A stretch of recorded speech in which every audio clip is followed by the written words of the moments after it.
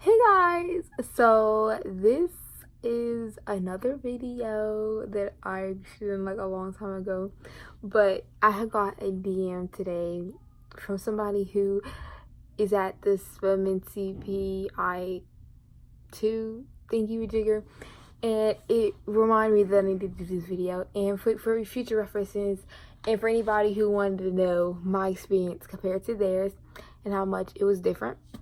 So I'm just gonna tell you guys how I took this experience. So first, when I first got there, I was really scared because I was gonna be with a whole bunch of girls and I didn't know how many girls were gonna be in it, and I didn't know how to how was it gonna be. And plus my roommate, that was the most scariest part because that's the person you're gonna sleep with. And I was like, what if they're ew, or they don't like me, or they think you're weird or something. And then you have to be there for 2 weeks and you and that person aren't gonna talk, and it's that's weird. We had to sleep in the same dorm thing, come on. But luckily I was paired with an amazing girl, and today's her birthday. Happy birthday, Ari. And it made my experience better because she led me to come hang out with the girls that she had kind of started to click with. And so that helped me be able to go out there and just bond with other girls. And then eventually I became one of the middle people of everybody, and everybody was just Deja. So it wasn't really hard the whole time. It was just probably the first few days. But then we started having lounge parties, just playing music and dancing, and it just kicked it off. And my dance skills. So I had to come out there, show them I was a dancer or whatever, and it was okay. So every time they play music, it was come on, Asia. I was oh my gosh, y'all stop it. But I was because I was the vlogger, so everybody was always trying to get in the camera. But I always just try to show y'all my experience. But some of the things that we did was prepare for the SAT. I didn't realize how big it was until we started doing the classes and stuff. And it's funny because I didn't realize that the PSAT, when I first moved to South Carolina, I took it, but they said it was for high advanced students in 8th grade, which I mean, they have been advanced, but I didn't realize that I took it. And then I took it again last year as a 10th grader. It's a thing before you turn 11th grader, and you can take it again for scholarships and stuff. And my pre-score at Spelman was I can't remember if it's the same as that, but I know my math was the exact same score. It's I missed the same amount of questions. That's funny. But then at the end, we take it again to show how much we've grown and learned. And I actually got from my 400s and all my previous tests to finally getting the 500, which shows me, okay, we've made big improvements and we can just keep going more. I know my math, I went up 50 points. I can't remember my reading, but I think I was at a 480 or 464 to a 500. So we got a good 20-40 point range higher. But that it was kind of dreading because we were in there for hours worth, but we got focused more on math and the reading, which I kind of think it helps but I mean you want to focus on both, but if you're mainly focused on one subject more than the other, it kind of can help you, it can be your carry on, it can bring your score up, but schools they have a certain range for both sides. But I feel it kind of can carry you if you're stronger in one place than the other. But you don't want to lack in the other. You know what I'm saying? But the other class I took it's an academic success strategy type class, but also Ligma at the same time. It's the same teachers, but we did learn academic stuff. But because they also taught us the Ligma stuff, we kind of put it together, if you understand that. And so Ligmo is let it go, move on. And for anybody who was there or is going right now, you know what I'm talking about.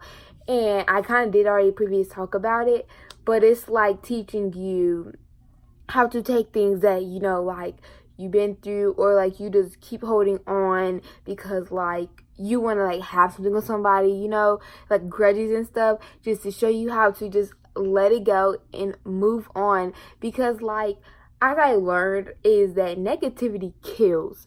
The more negative you got in you and the more negativity you're spreading, you're killing. Your body dies off of negativity. But if you're spreading positivity, if you're being happy, you smile, you laugh, you know, just giving love, your body lives.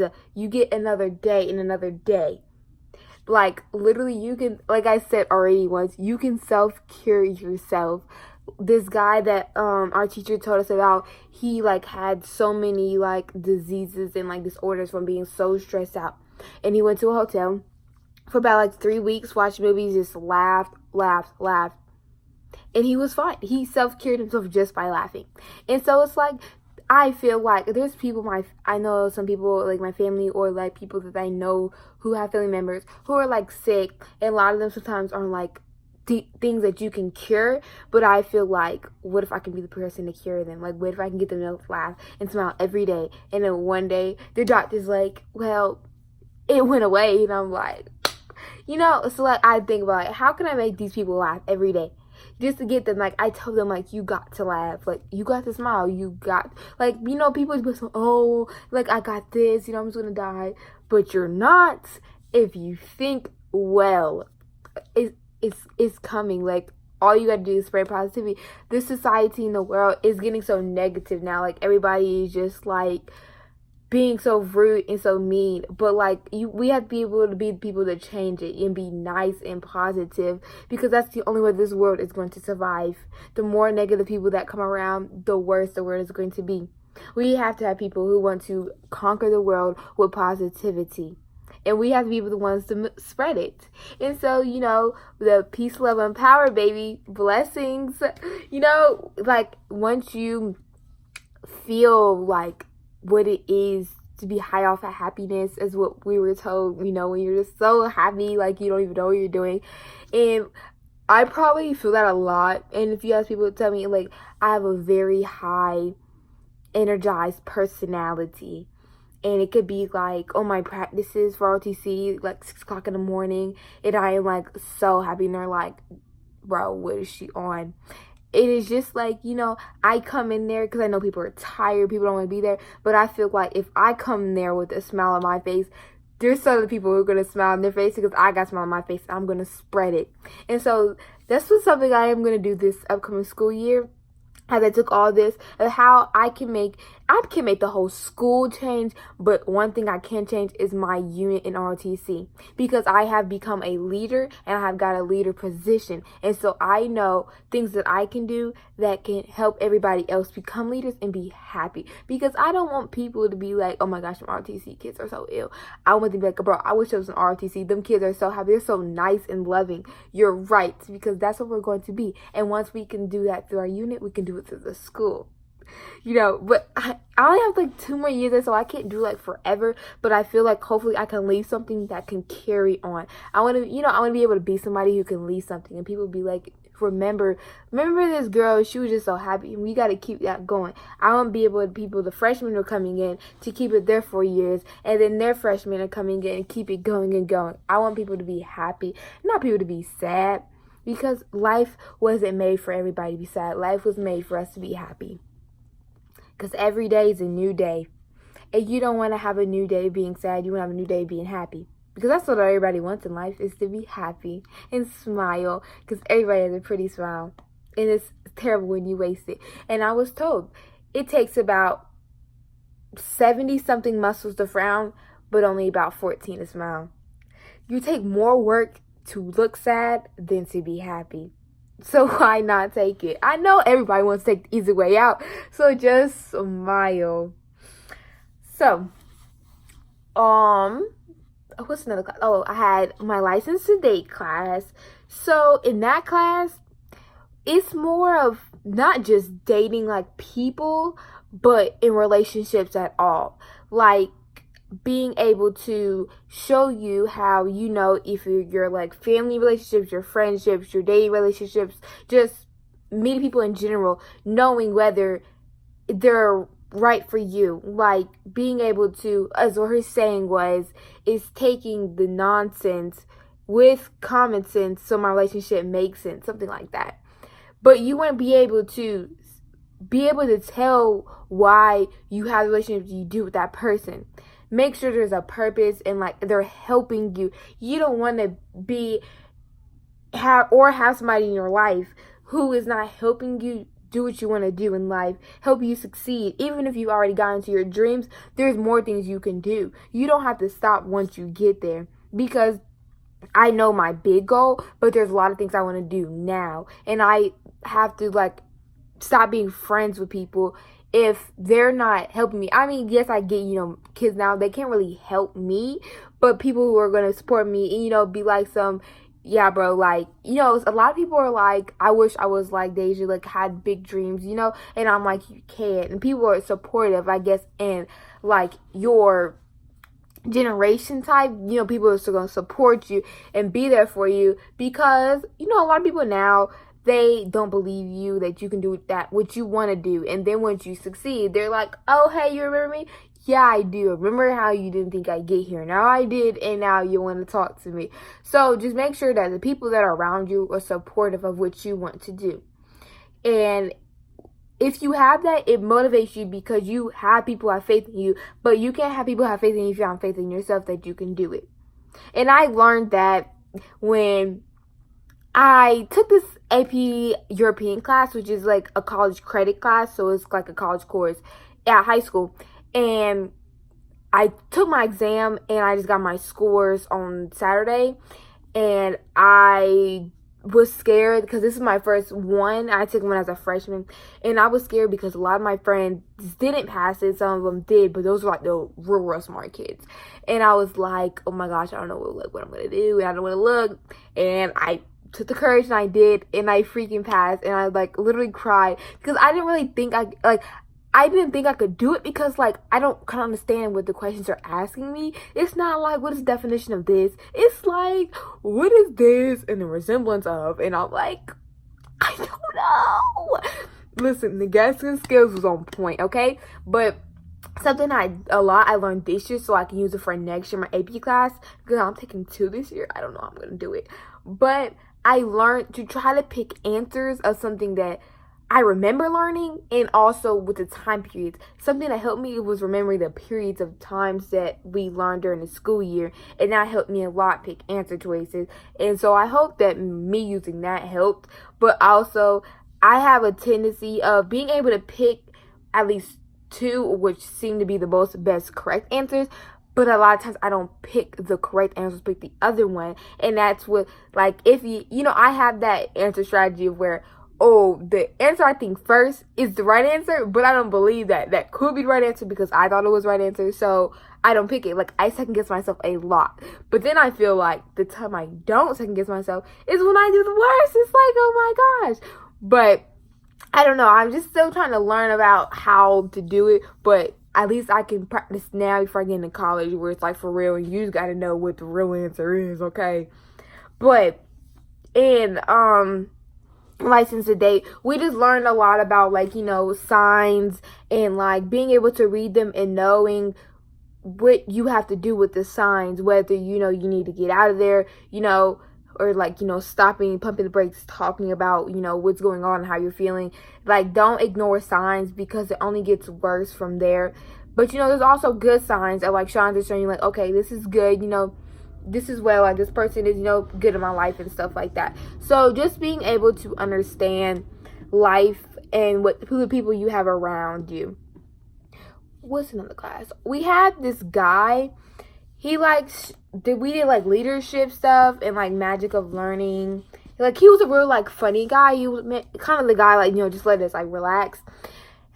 He kind of taught us, like, we had this Lego thing, and it was like a leadership role where we had to go look at the Lego to come back and like tell people how to build it, but we couldn't touch it ourselves. And it was like kind of being able to delegate power, you know, and like being able to give orders and allowing your followers to be able to do it based off of how you say it. And that was very hard because it was a very big piece and we could not remember it. So we had to keep going back multiple times. And also, like, his magic of learning, he, like, basically kind of took us, like, his little through his childhood. And, like, this guy literally can do magic. If y'all saw my vlogs, and I was like, oh my gosh. I will put the links of that vlog of the magic in my description so y'all can see that, because I was amazed. I've never seen real magic in my entire life, and I thought maybe I was going to tell you something, but it was true. So, you know, I don't know what type of shimmer shakes he got on here, but hopefully he sprinkled some magic on me and some dreams can come true.